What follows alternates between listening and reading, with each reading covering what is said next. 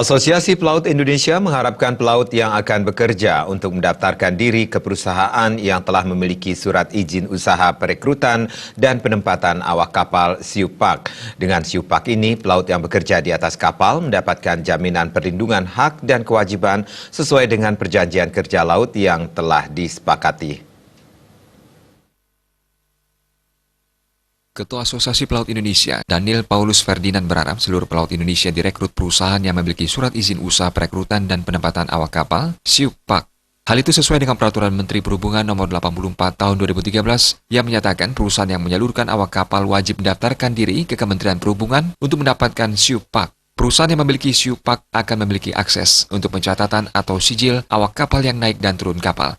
Bagi perusahaan yang merekrut awak kapal tanpa disijil, sesuai Undang-Undang Nomor 17 Tahun 2008, bisa dikenakan hukuman pidana selama 3 tahun atau denda 300 juta rupiah. SIUPAK menjadi bukti pelindungan kepada awak kapal ketika mereka mengalami masalah, seperti awak kapal ditelantarkan perusahaan pemilik kapal atau kapal mengalami kecelakaan.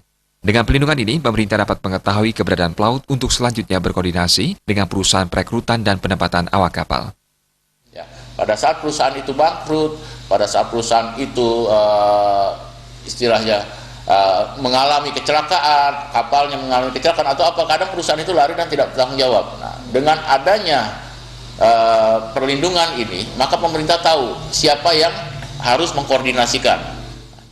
Sementara itu, Direktur Royal Bali Gede Sumitra mengatakan, sebagai salah satu perusahaan agen pemberangkatan awak kapal yang telah memiliki izin SIUPAK, pihaknya sangat merasakan manfaatnya, baik dari sisi birokrasi maupun pelindungan awak kapal.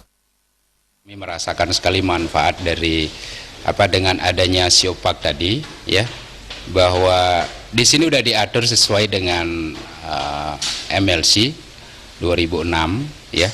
Jadi manfaatnya jelas sekali, ada sisi perlindungan buat anak-anak kami atau kru kami yang kami berangkatkan. SIUPAK ini juga menjadi implementasi Konvensi Pekerja Maritim tahun 2006 yang intinya memberikan pelindungan pekerja atau awak kapal bekerja di laut. Suparyana, Bali TV.